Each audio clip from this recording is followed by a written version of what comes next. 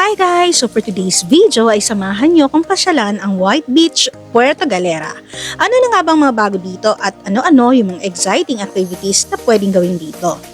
Ipapakita ko rin dito sa inyo kung saan kami nag-stay at saan nga ba yung mga masarap na kainan dito while we celebrate Mother's Day and Lon's birthday as well this 2024. So tara, let's! Halos 9:45 AM na nga nang makarating kami sa Batangas Port. Need sumakay ng ferry para makarating ka sa Puerto Galera. At ito na nga pala ngayon yung bagong Batangas Port, para na siyang airport sa ganda at napaka-modern na. Para sa mga may sasakyan, pwede pala kayong mag-park sa labas ng terminal. Nagbayad kami ng 375 pesos per day for parking. So total of 750 pesos for 2 nights na yon. Pwede rin kayong magroro kung gusto nyo isama yung car nyo, which is I know nasa 3,000 pesos ang pakarga, one way lang yon. 1:30 PM pa nga ang aming schedule ng biyahe. So while waiting ay may mga mabibilihang food and snacks sa labas ng boarding area at pwede naman kayong magpalabas-masok dyan. Meron din sila dyang water dispenser. Guys, yung biyahe ng papuntang Puerto Galera ay nasa alam ko 6 AM, 10 AM, 1 PM. Hindi namin naabutan yung 10 AM na biyahe kasi naghintayan pa kami dahil 2 groups kami. Hindi lang ako sure kung may next trip pa after ng 1 PM kasi wala ding nakasulat sa window booth. Ang nakalagay lang doon ay kung ano yung next available trip. The last time na nasa Puerto Galera ako ay 2014. Alam nyo ba guys, dati diretso yung ferry sa mismong beach resort na gusto yung puntahan. Example, White Beach, doon mismo dadaong yung ferry na sasakyan nyo. Pero ngayon lahat ay kailangan ng dumaong sa Balatero Port. So ganyan na siya na bago ngayon. So parang first time ko ulit pupunta ng White Beach. So guys, ito yung mga rates. I-pause nyo na lang para makita nyo yung discounted rate for students, ano yung regular rate. So make sure na magdala kayo ng ID ninyo kasi kung walang ID, hindi kayo makaka-avail ng discount. So guys, ito naman yung window booth na kung saan kayo pwedeng magbayad ng terminal fee, which is 30 pesos per head. At kapag student, PWD at senior citizen ay free. So again, ipakita nyo lang yung inyong ID sa teller. At kapag may ticket na kayo and may receipt na ng terminal fee, ay pwede na kayong pumasok sa boarding area. Hello! Welcome to Batangas Port. So guys, eto nga pala, nakabili na tayo ng ticket para dun sa ferry. Mamayang 1 PM pa yung aming departure papuntang Balatero Port. Tapos from there, magta-tricycle kami papuntang White Beach, Puerto Galera. So ganito yung itsura nung ferry. Tapos eto yung terminal fee kapag wala kang discount. Kasi pagka senior citizen ka at saka pag student ka, wala kang babayarang terminal fee. Tapos yung gagamitin natin para makapasok tayo doon, i-scan lang natin to later.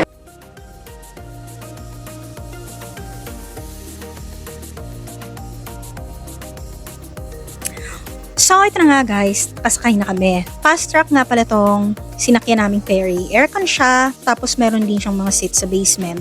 Pero ito yung seat namin, dito kami sa may bandang taas. Guys, pag ganito yung masasakyan nyo, inom kayo ng Bonamine or yung mga anti-hilo na medicine. Kasi maliit lang to and I'm sure you will suffer from seasickness. Nakakahilo nga kapag tatayo para mag-CR. Nasa 1.5 hour lang yung biyahe. Nakaidlip ako, kaya hindi ko na malayang nakarating na pala kami.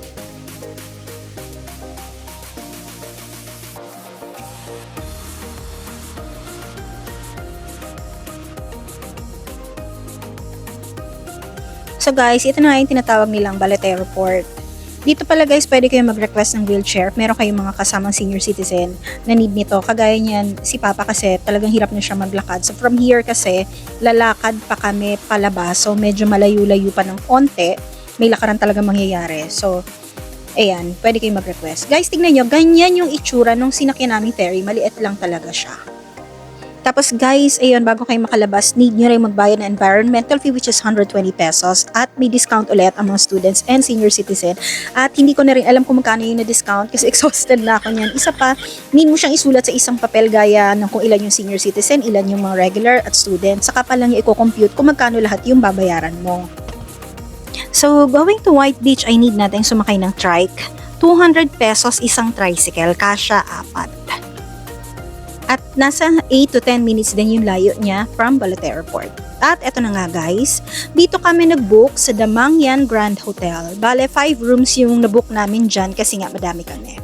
Tapos guys, yung ayoko lang dito sa hotel na to is wala siyang elevator kasi 3 floors lang naman talaga meron siya. Pero kasi kung may makasama kayong mga senior citizen, gaya ni Papa, so medyo nahihirapan kami dito kasi wala talagang available na room sa baba. So wala kaming choice kundi talagang iaakyat baba namin si Papa sa hagdan. So ganito siya kaganda kasi nag-compare ako sa mga ibang hotels nearby. Ito lang kasi yung merong swimming pool na ganyan kalaki. Tapos sobrang lapit lang niya sa beach. Mga siguro 2 minutes walk ka lang, nandun ka na. Kaya ito yung napili ko na i-book. Tapos may kasama na rin siyang plated breakfast. Kaya okay na din. Guys, pwede nyo mabook to sa Agoda or Trip.com or any hotel booking website. Pero dito sa kanila, ito yung mga kanilang room rates. Pwede nyo dyan i-check, i-pause nyo na lang kung anong klaseng room yung need nyo. And pwede nyo silang i-message directly sa kanilang Facebook page. Room tour tayo guys. So, ito yung quad room. Good for 4 packs. So, 4 kaming nandito. And pasensya na guys kasi medyo makalat na. At pagod na kaming mga persons pagdating. Kaya late na ako nakapag-video ng room. So, this is like 18 square meter room which is 4,700 per night. At may balcony siya. Tapos, ayan, mayroon siyang mga free na coffee, bottled waters. 2 double bed siya. And isa sa hindi ko nagustuhan sa hotel rooms ay yung bathroom floor nila. Sobrang dulas. And please, ask them if dito kayo magbubook to provide an anti-slip mat para sa bathroom nyo. Kasi one of my tita na senior citizen is nadulas sa room nila. And tumama talaga yung nguso ng tita ko sa may lavatory. At napaupo siya. Nag-bleed siya ng konti. Sumakit talaga yung katawan niya. But good thing she still managed to stand up after 30 minutes sa pagkakaupo. And she was still fine with minor injuries. So, ito naman yung isang quad room pero ito walang balcony. So, nasa 3,800 pesos siya per night via Trip.com. So, dito yung room kung saan nadula si Tita Bibe sa bathroom nila. Ayan guys, andulas niyan. Madulas, kahit dun sa room namin, madulas yung kanilang tiles sa bathroom. Ito naman yung kwarto nila Papa. Double room yan.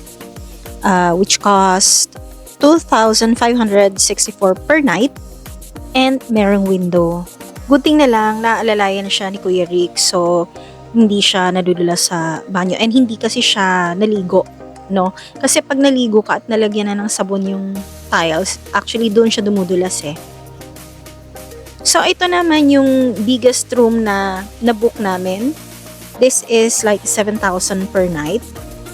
Good for 6 packs to. Meron siyang 3 double beds. Meron ding balcony. So kasi ito yung sa mga bata. Kaya dyan ko na sila sinama-sama sa isang room.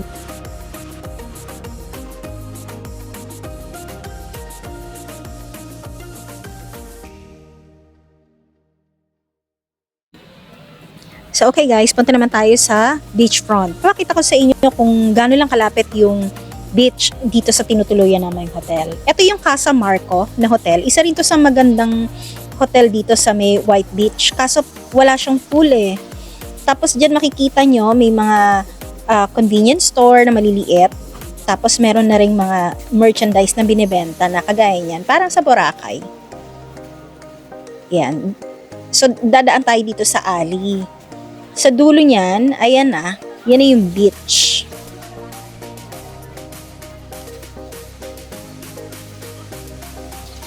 So, ayan guys, makikita nyo, andyan na yung nakalagay ng Puerto Galera na sand na ginawa nila. Pwede kayong magpa-picture dyan, pero syempre may bayad. Ang alam ko, 30 pesos yata per head yung pa-picture. Guys, ayan, makikita nyo sila ate dyan. Yung mga nag-offer sila ng pa-braid ng hair, ng massage. Pwede nila kayong i-massage dyan sa buhangin. Maglalatag lang sila ng parang tela or something, parang banig. Kasi before, back in 2014, naranasan ko na magpamassage dyan. So, yan. Ganyan nakalinis yung Puerto Galera. Kasi dati parang dyan may daungan pa ng mga mga bangka. So, ngayon mas cleared na yung area. And mas maganda siya ngayon. Tapos sa napansin ko, dyan sa mga gilid, para na talaga siyang Boracay. So, halo-halo na yun. May nagtitinda ng mga souvenirs, merong mga resto. Yan, makikita nyo.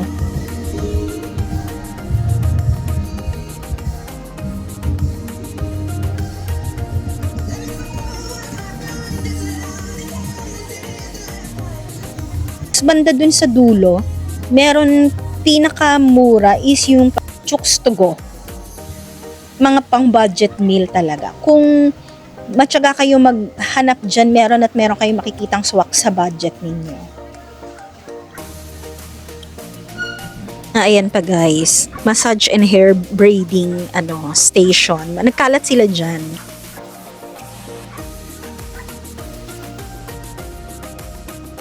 So, ayun nga guys, makikita nyo, ayun yung mga banana boat, UFO, hurricane, hindi mawawala yung mga water activities na ganyan sa ganitong lugar. Kaya lang hindi na kami nagkaroon ng oras para dyan sayang. So, ito nga guys, in-interview ko si Manong kung magkano yung mga rates for water activities. Yung banana boat. Yung mga ganon. Banana boat, ma'am, 1 to 10 person, 2.5. 1 to 10. Opo. Ito. Itong bilog, ma'am, hanggang 6 na tao yan, 2,000. Hindi, yung isa may malaki, Ito, hurricane. Ganun din, ma'am, yan, 2,000, 6 na tao. Yan yung max. Yan, max po yun. Halimbawa, nag-exist na kayo ng 7 or 8 kayo. So, additional 350 po. Pwede Pwede naman. naman po. 350. Ganon tong pareho tong crazy UFO pareho tsaka yan. yung hurricane. Ito. Ganun yung flying po yan, ma'am, yung flying. Kasi may 3 category po yung bowl yung aming tuwa balls. Below, may flying siya, may spinning, and then may bouncing.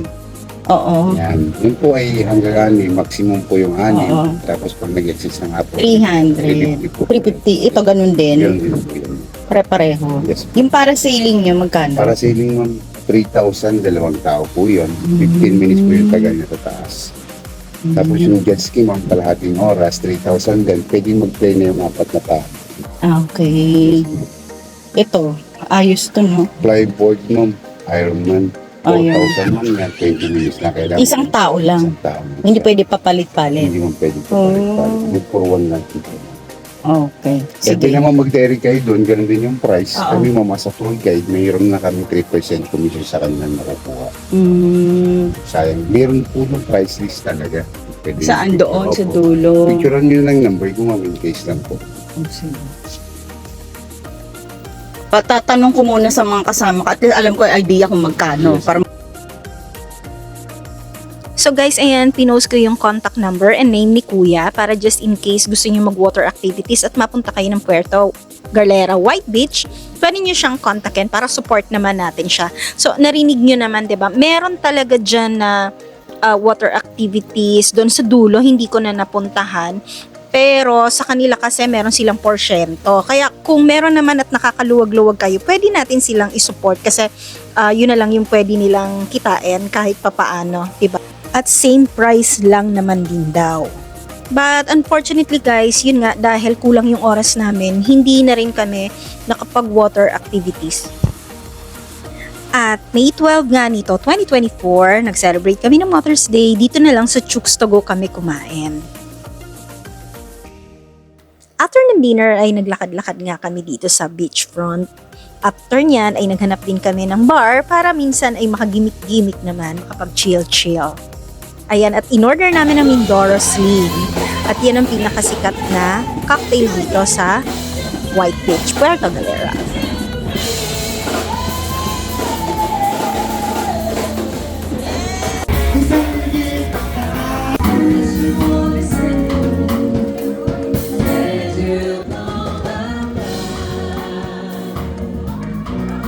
And guys, dito nga pala to sa Delgado's Jam House.